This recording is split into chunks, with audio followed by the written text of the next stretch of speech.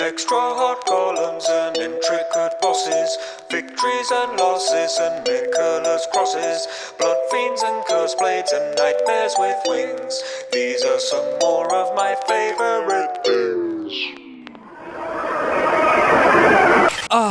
Another day in paradise. Can you beat Elden Ring even more normally? Remember Normaletta, star of my original Elden Ring Normally video? Course you do. Well, meet her twin sister, Normalina, who was so jealous of her siblings' crazy romp through the lands between that she decided to embark on an adventure of her own into the hauntingly beautiful realm of Shadow, to seek the Elden Ring and become Elden Lord. No, wait, that's the main game. This DLC is about... Look, I don't know, ask Farty. At this point, I'm going to assume most of you know that this run will be far from normal. But having said that, I can promise that this genuinely is the least wacky normal run so far, since I already covered a lot of things in the first vid. Okay, except that footage. A quick note, this was all done on patch 1.16 because I thought they were done patching the game. 3 days after I started this run, they announced the Tarnished Edition, so if they drop another patch with that, then whoops. But no refunds, you can't unwatch a video. Let's begin.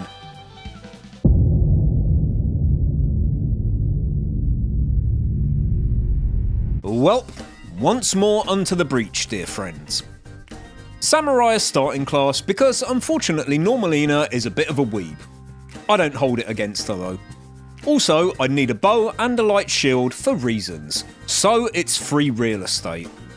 I dusted myself off, met with a local horse dealer to pick up my magical pony, and it was time to adventure to the lands of Shadow. Well, not straight away. Although I'd be focusing on the DLC for this run, and therefore bum rushing Radahn and Mohg accordingly, as everyone knows, Elden Ring is really a game where you run around trying to find all the collectibles while occasionally spamming L2 in the vicinity of bosses. So it was time for some pick-me-ups, as I ran around as much map as I had access to in order to get set up for the fun ahead. First up, the classics. Sacred Seeds, Golden Tears, the Flask of Marvellous Alcoholism, Crystal Meth, Baby Alexanders, and some really cute necklaces. Next, some talismans. Alex went to live on a farm full of unicorns and happy rainbows where... Okay, I'm lying, he's dead, are you happy now? I picked up some of his innards, which made me very happy at least. The Saw Seal and the Arrow's Reach talisman would both come in useful, so I collected them too, obtained Vow of the Indomitable from Liurnia, and finally I grabbed one of the most important items. A Frenzy Flame Stone, sitting on a rock near the Old Palace ruins. Of course, I'd been robbing graves like it's going out of style too, and by raiding every graveyard available, I had a cool 94k runes to spend. I purchased the Heal Incantation and a Finger Seal, gave myself 12 faith to be able to use it, bought the Nomadic Warriors Cookbook 15 and crafted some fletched rot bone arrows, and dumped the rest into Vigour and Endurance. Yay! Festival time! Who's the headliner? General Radahn is cursed ever to wander. Oh, I was kinda hoping it was gonna be Enter Shabriri, or Mimic at the Disco, or Fallout Bog, or...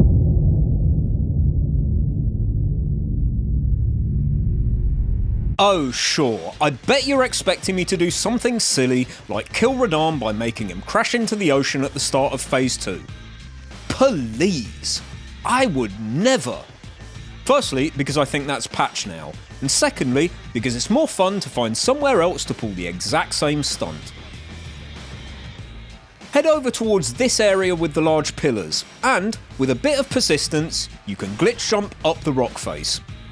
Take this path up to this exact spot here, and Raddy Daddy will get stuck on the rocks below you, allowing you to pelt him with volcano pots and rot bone arrows at your leisure. Once his gravity phase starts, he has a tendency to do this attack, which gets him stuck in a different, less convenient spot, but you can free him by moving down to this branch. As soon as he transitions to Phase 2 and flies away, immediately go back up to the upper spot and, well,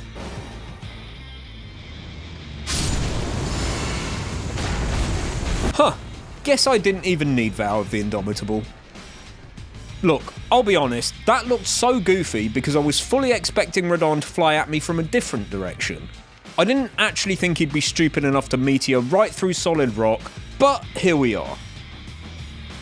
What a sick way to fight. Yeah, I guess?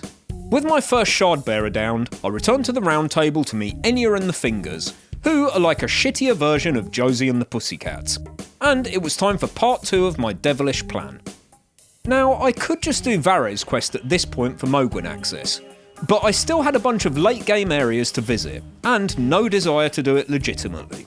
You might remember the airwalk skip I did in my original Elden Ring Normally video to bypass the Golden Gate to the Forbidden Lands. Sadly, that's been patched now, but not all is lost.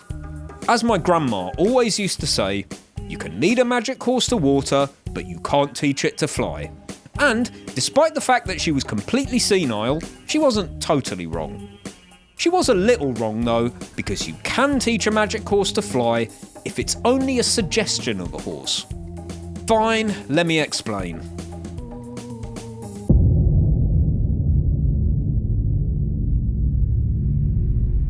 Go to the area near Draconic Tree Sentinel, remove all your gear except a shield in the left hand and a bow in the right, face towards this rock formation in the distance, throw down the Frenzy Flamestone we gathered earlier, hold block, and try to summon Torrent on the exact frame when Madness procs. This is a frame perfect trick, so I highly recommend backing up your save first if you only have the one stone. Summon too early and you'll just get on the horse. Too late and you'll get the Madness animation. Hit it just right though, and your bow should zoom in and out again as Torrent flashes into existence briefly, like so. Without taking your finger off block, you can now run straight across, well, nothing. The bow is mainly there in case you need to change direction, and I'll go into how that works a little more later. But for now you can just run all the way to the rock face, and as soon as you see the Stake of Marika icon appear, jump a couple of times to get stuck in midair and die, then respawn at the Marika to find yourself near the Lift of Rold. Problem number 1 solved. Of course, we still need to get up the lift, but you can just wrong warp to do that. Stand at the base of the lift, travel to the round table hold, and, just as the loading bar is about to fill up, instantly shut your game down.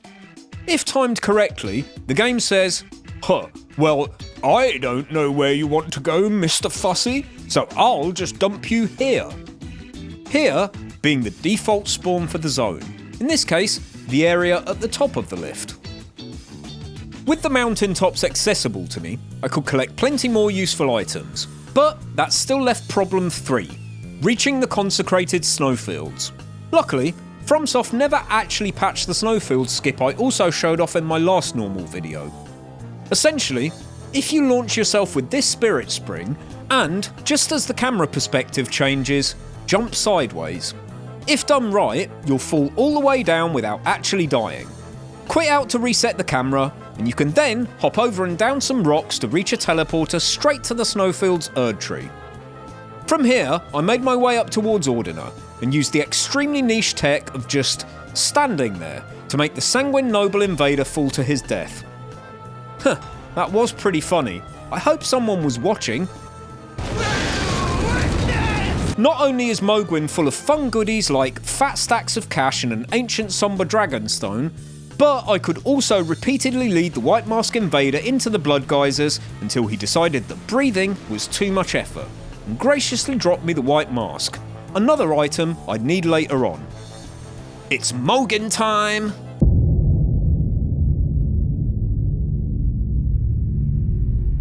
The last time I met the Lord of Blood normally, I quit out of the fight, hopped out of bounds, made my way over to a hole in the rocks, and jumped down on Torrent to insta-kill Mohg.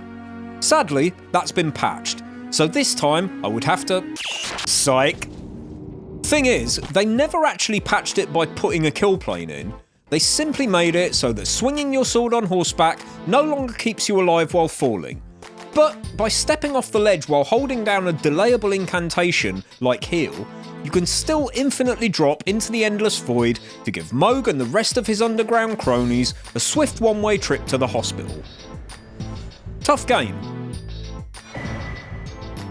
After a quick trip home, I could finally fondle Miquella's festering flaccid fingers, and I was warped to the lands of Shadow, which is where the real game begins. Well, it's actually where the DLC begins, but that's beside the point. This place looks beautiful, although I still don't know why the sky looks like the world's poshest glamping site. Of course, just because I'd made it to the DLC doesn't mean I was ready to brawl yet, since this place boasts a roster of impressively tricky bosses, so I would need to power up a little more. No, not like that. I met a whole bunch of new friends who would definitely still all be alive at the end of the game, picked up a weapon for the early part of the DLC in the form of the Great Katana, collected a load of Scooby snacks, got gifted a delicious pot of Marmite from Moore, discovered the dire consequences of ignoring Moonrathil. Yeah, I'm not sure how I thought that was going to work out. Was handed the new cross map by Hornsent, which would be completely useless to me as I wasn't in South London.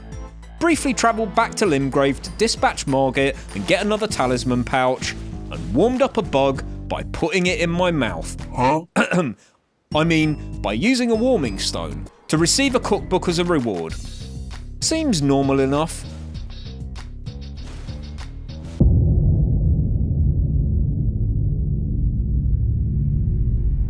Remember our good old friend Frenzy Flame Stone? These can't be crafted without beating Suamog and Morgoth in order to access the Frenzied Flame prescription. But the one I picked up from the old ruins earlier isn't the only one available straight away. By introducing yourself to this lovely young lady and gently tickling her insides with the edge of a sword, she'll laugh herself silly and cough up 3 more Frenzy Flame Stones, which is nice. Hey! You!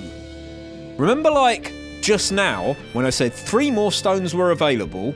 Well, I actually lied. Or more to the point, I made the stupid mistake of trusting the wiki, which completely forgets to mention there is yet another stone available here, behind the Frenzied Flame village. Fool me once, shame on you. Fool me twice, you're probably called Fextra Life. There are all kinds of things you can do with the power of mid-air zoomies. For example, by performing Legacies on top of this stone coffin in the Cerulean coast, you can run straight over to Charo's hidden grave without killing any bosses, and then backtrack up the dragon to unlock Jagged Peak as well. Do you know why they call this area Peak? Since I had almost the entire base game map unlocked, I could access enough upgrade materials to level up my gigantic weeb knife, and it was time to move onwards to Shadow Keep to break Miquella's heart and Moore's spirit. Sorry not sorry. With the rune shattered, everyone was losing their goddamn minds. So I told Leda I thought that Hornsent was sus, and that I definitely saw him venting in maintenance earlier. Told Hornsent that Leda said he was a stinky pee-pee pants, rested at a grace until he turned into a sheep. That's definitely what happened. And teamed up with the bestie to gank him in Shadow Keep. Next up, the Rao Ruins. Best view in the game, don't at me. I mean, second best view in the game, don't at me. Rao is a giant sprawling maze of an area, but there are a few skips to get through it faster. You can hop down via this ledge at the beginning. In the big open room you can jump onto this tree to skip straight to the next grace, and if you use a shackle to unlock the spirit spring near the hairdryer giant, you can leap all the way to the area before the Church of the Bud. Time to prepare for the first major boss of the DLC. No, not you, silly.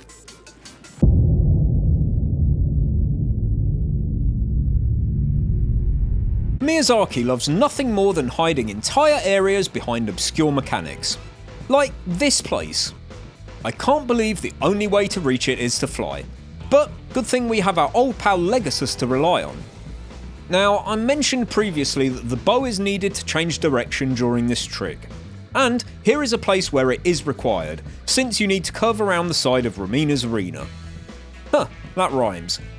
To change direction, make sure your camera is facing directly forwards, turn it slightly, and press roll twice. Once past the arena, head up to the ceiling tree, make sure you wait a few seconds, and then take this path across the gap.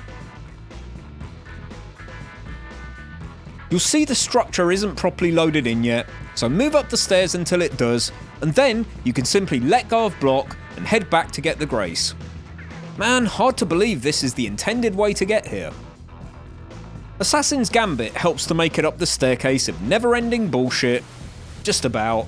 I worked my way up through Birdfuck Valley and past the spatially challenged Lion Warrior and met up with a dear old friend. If you insist upon facing Miquella the Kind, then I will run you through whoever you might be. Don't tarry now. Okay, wow, guess you gotta die now.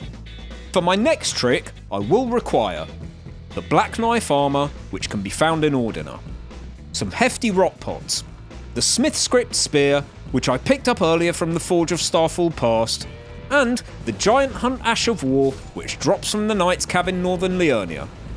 Here's how it goes. As soon as you are summoned in, run all the way back to the entrance fog, and when you get the message that Dane has spawned in, lean back as far as you can and throw a spear. He loves nothing more than staring at shiny pointy things, so follow it up with another one, and then immediately throw 2 hefty rock pots. Keep throwing spears at regular intervals to keep him and Leder occupied, making sure you don't actually hit them directly. And, well, that's it.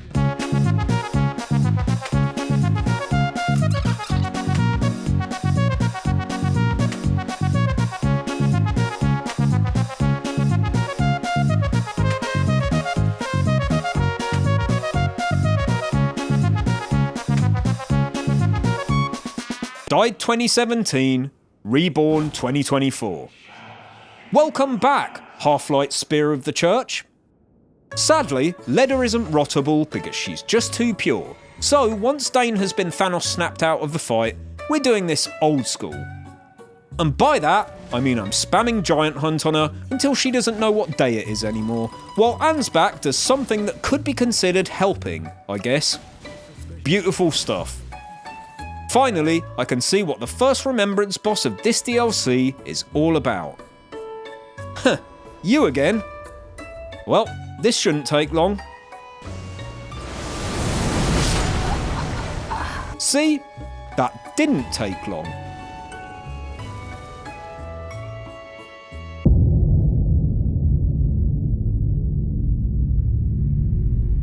It was obvious that I would need to become stronger, probably via some sort of training arc, possibly followed by a heart-pumping montage. Let me talk you through some essentials to begin with, and then we can get to that. First up, a better weapon. I decided to run a Faith build for the majority of this playthrough, with only one small problem. The Sanctified Wet Blade is in Lane Dell, which I didn't have open yet. Of course, I did have access to the Forbidden Lands, and by backtracking to the Golden Door and wrong warping just by it, you can respawn the other side of it. But what if the big doors that lead back into Lane Dell are still closed? I said wrong warp. Works 90% of the time, every time. Next, Volcano Manor. Damn, this bridge is more lore important than Rolana or Romina. That's crazy. I was here for the Royal Knight's Resolve Ash of War, which you need to beat the Godskin Noble in order to obtain. And obviously throwing sleep pots at him to totally script the fight is way too difficult when you can just skip him. No, I'm not talking about that one where you hop around the side of his arena and up the rocks. I mean the cooler skip. Which one? This one.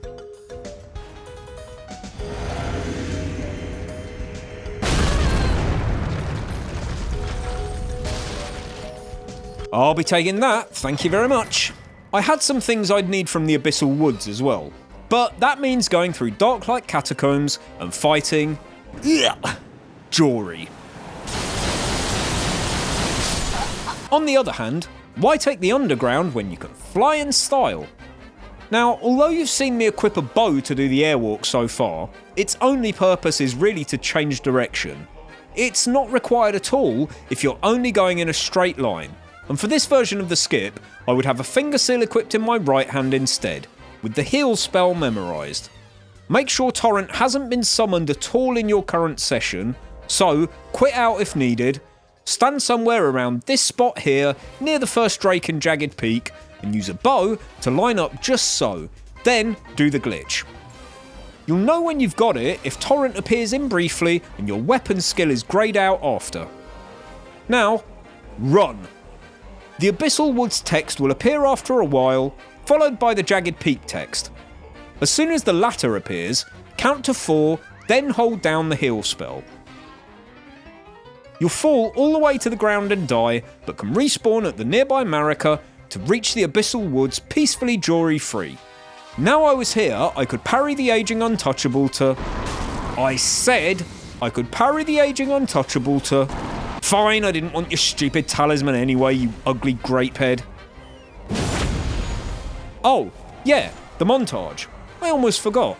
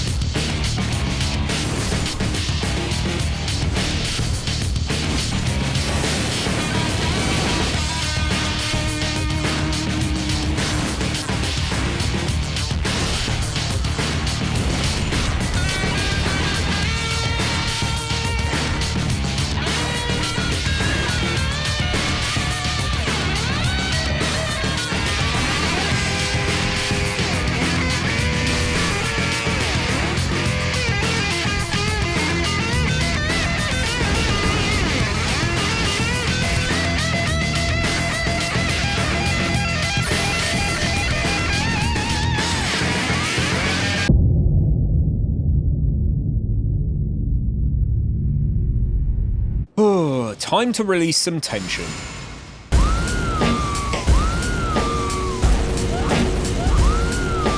Alright, I think I'm ready now.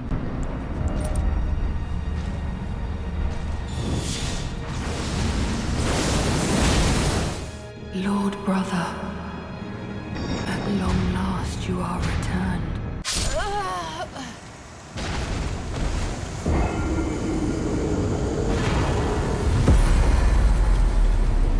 Well, that was whelming. I feel very whelmed right now. I guess if you're a tech nerd, you might want to break down a full buff sequence. So, here's the stats and equipment. Crusty Glove in the left hand, Seal in the right, cast Golden Shower, scream if you want to go faster, take the Sacred Bloody Flesh before Madness procs, then scream once more. During the proc, swap out the Black Dumpling for the White Mask and the Aged One's Exaltation for Lord of Blood, switch your left hand to the slightly less crusty glove, munch on some steak tartare, and cut out the middleman by shoving a toothpick straight into your stomach. Drink your juice and equip the weapon, swap out the Exaltation talismans for the Spear and Axe talismans while walking through the fog, pop Royal Knight's Resolve, and time a charged R2 to poke the big guy right in his Radussi as he flies in for the gravity attack. What could be simpler?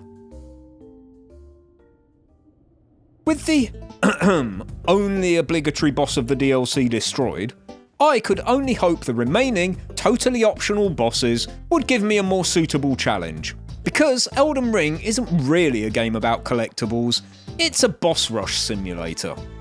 First on the chopping block, Romina, a boss with one major flaw. No, not her stunning natural beauty. I'm talking about her gross stupidity. But to really bring out the stupid, I'd need a few items. The Unseen Form sorcery from a puzzle tower in Altus. The Concealing Veil talisman dropped by the Black Knife Assassin in Sage's Cave. Assassin's Gambit, which you can buy from Bernie. And the Ground Slam Ash of War. Here's the play. Cast Unseen Form and Assassin's Gambit, crouch as soon as you enter, and launch a spear slightly to the right to distract Romina while you make your way around the left side of the arena. Recast and throw another spear by this bud to keep her occupied, and keep going to the back left wall. You need to be quick with this because she will turn round and see you, but ground slam up onto this bud, turn and ground slam again, jump and attack left to land on this fungal pad here, one final ground slam up to the top, and it was time for a quick costume change before the headline act. Ooh, I'm Miquella, look at me, ooh!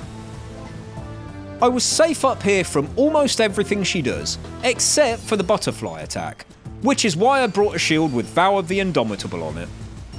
I also made sure I had just enough health to survive if I mistime the Ash. I mean, what? I time everything perfectly. No spam here. Romina took one last godly blast to the face and was done, and I could turn my attentions to the Scadutree avatar next.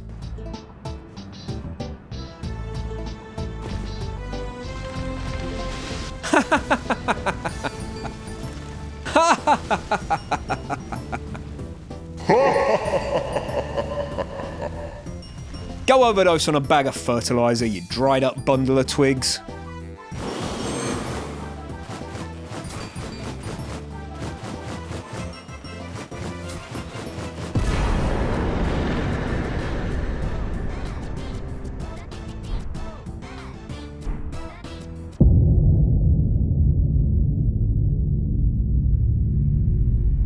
Set in a secluded woodland locale and surrounded by wildlife and haunting scenery, Midra's Manse is the perfect place for that relaxing weekend away you've always promised yourself.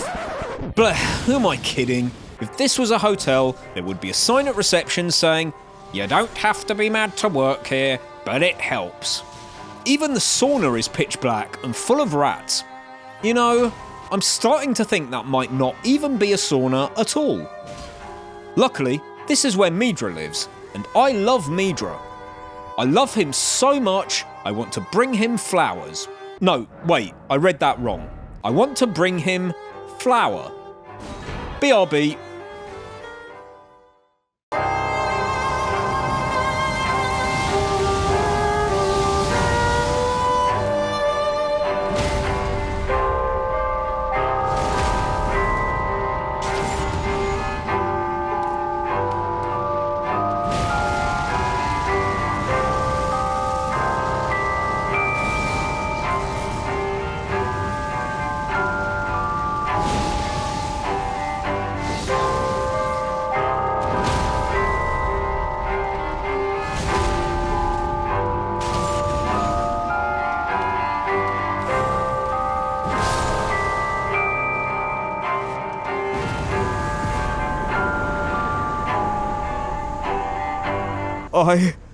I thought you were stronger.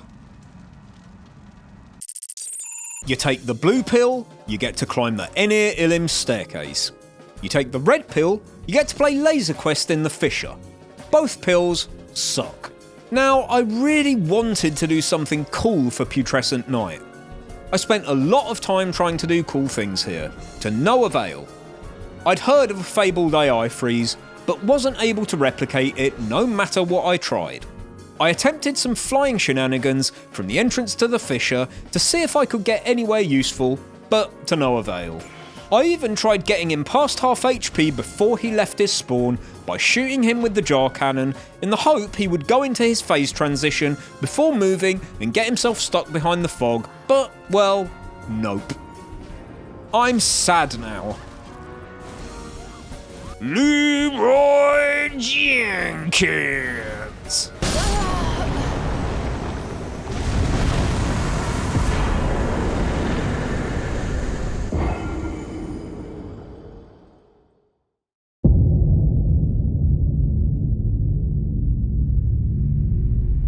Whoops, forgot to water the plants. With the Centrina's Disciple Cookbook 3, I was now able to craft lulling branches. And since sleep procs can be used in just the same way as madness procs to make an invisible horse fly, it was time for some more jolly japes. From this spot in the hinterlands, you can trigger the glitch and run straight over to the Scadutree Chalice area behind Commander Gaius. Simply letting go of the buttons when you get here would catapult you back to your starting position. So, use a consumable with a long animation when you reach land, and immediately quit out and load back in. Now I was here, I could also hop back around the wall of the arena. But sadly, Gaius is completely untouchable until he's actually activated by entering the arena normally. Which sucks, because I had no desire to actually fight him. Back to the drawing board. This time, I set up an airwalk from a lower spot in the hinterlands, because my goal wasn't flat land, it was this rock face right here. By repeatedly rolling at it once you reach it, you can push yourself downwards until you reach this ledge. Maneuver so you're standing on it, jump twice to get stuck in the air and immediately quit out before you die. When you load back in, you'll be on Torrent. Hop off, turn around and step out into the void while holding down the heal spell. Works for Moog, also works right here. Fun fact, if Flowey the Flower is still alive at this point, it will also die. Not that I would recommend missing out on the 2 best bosses in FromSoft history, but hey, now you know. All this non-fighting of bosses was becoming really exhausting, so I decided to give myself a break and let a friend take over for a while. Shadow of the Erdtree presents the player with a whole new roster of spectral companions to summon. But there's only one best boy. No, not you, go away. I'm talking about the Big Mouth Imp Ashes. Sadly, we don't get this version to summon because Miyazaki is a coward. But Lil Bro will do just fine. You got this one!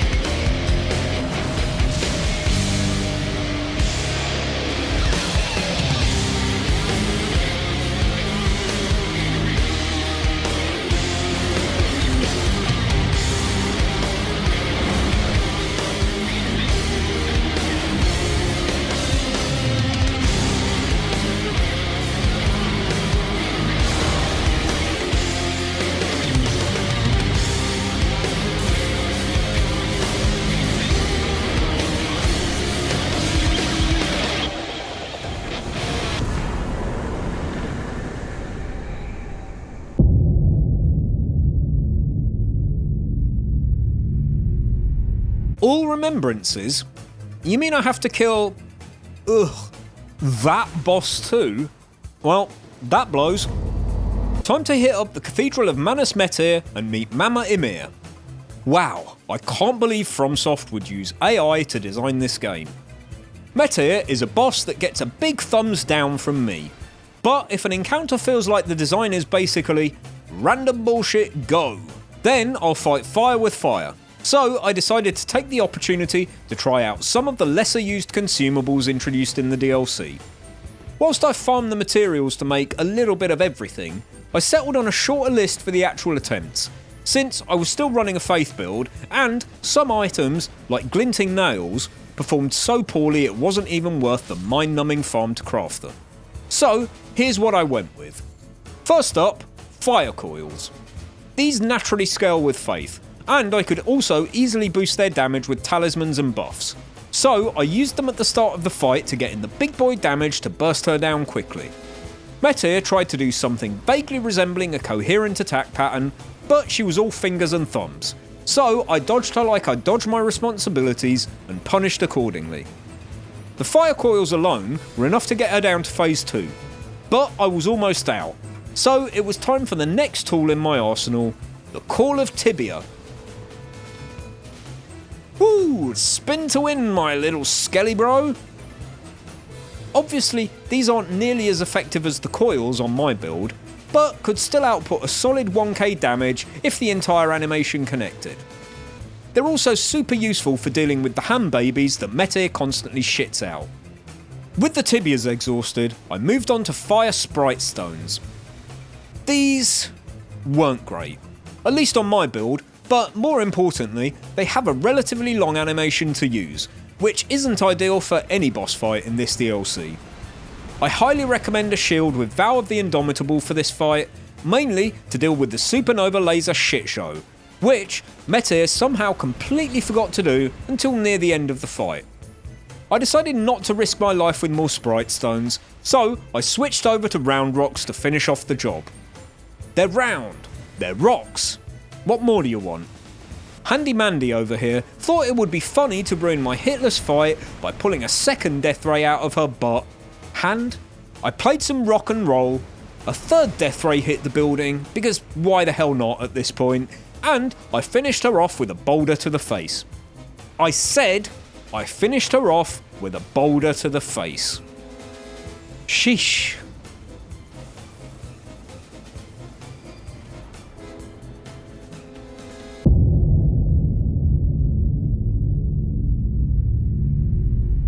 In order to prepare for what I had planned next, I'd need to quickly complete a few minor side activities, like, finishing the main game.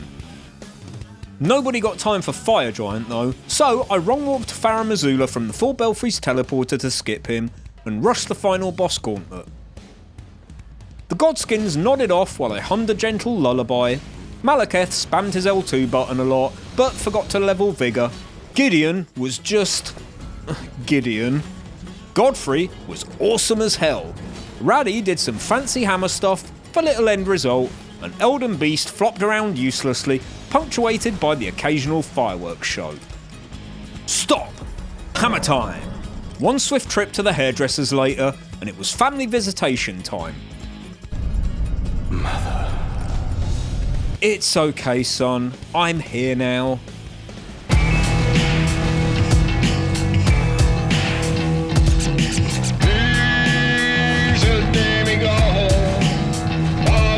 And sorrow upon his throne he holds a flame. There's more left him alone and hid him in the shadows to deal with all those stripped of grace. He deals with all those stripped of grace.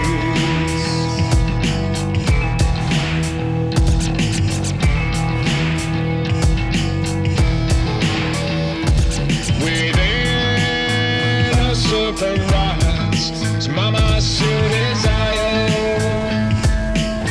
and now the snake is trapped inside. And so he sits and waits, preparing for the fire. Against the Lord, devoid of light. Against the Lord, devoid of light.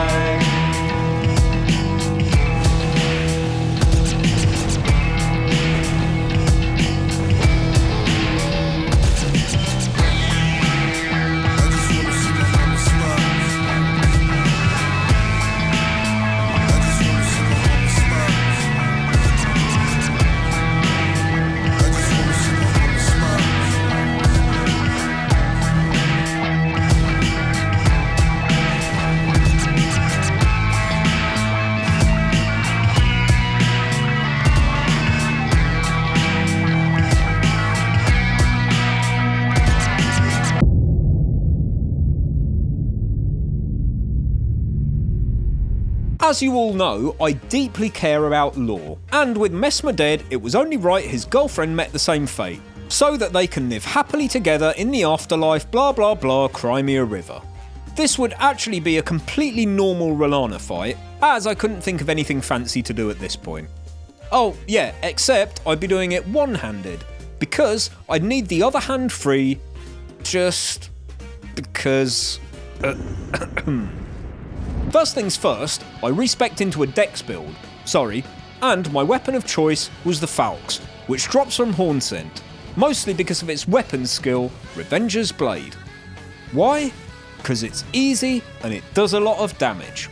Not only does charging it allow you to cover large distances quickly, which would be easier for me than holding the left stick and the run button together, but the angle of the swords also meant I'd still be able to clip R'hllana even when she starts twirling around you like a dreidel. The skill does have a follow-up, but I'd only be using this for R'hllana's phase change attack as it's too big of a commitment otherwise.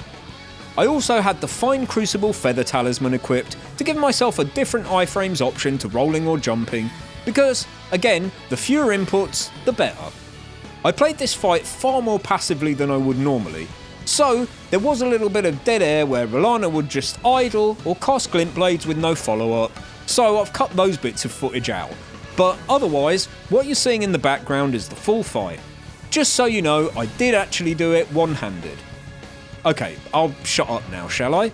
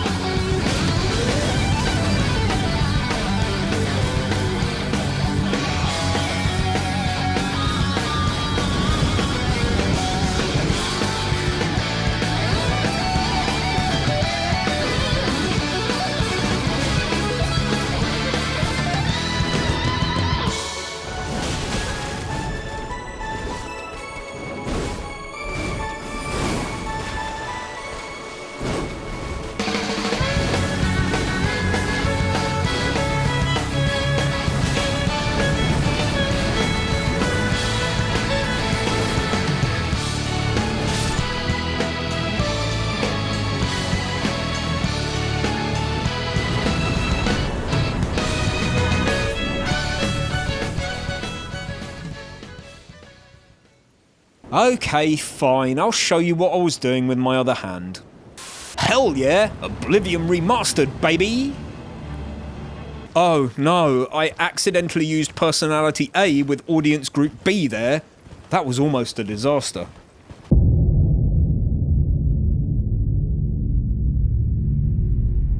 With everything neatly wrapped up like a bondage enjoyer with a roll of cling film, I could finally burn the ceiling tree to reveal Ene Ilin. Boring! And, well, that was it. I had beaten Elden Ring's Shadow of the Erdtree DLC in an extremely normal fashion. I can't help but think I've forgotten something though. Bale! Vile Bale! Oh, yeah, thanks for the reminder. Please look away from the screen now. It's for science. And for these bad boys. Curse you, Bale! Behold, a true Drake warrior! Solid of scale you might be, foul dragon, but I will riddle with holes your rotten hide.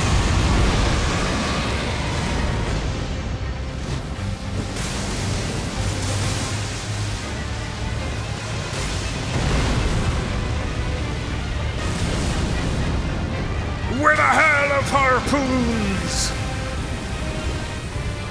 With every last drop of my being!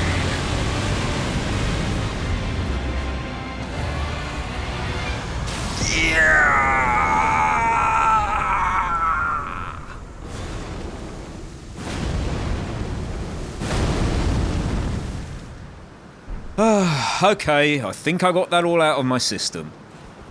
Time to say goodbye.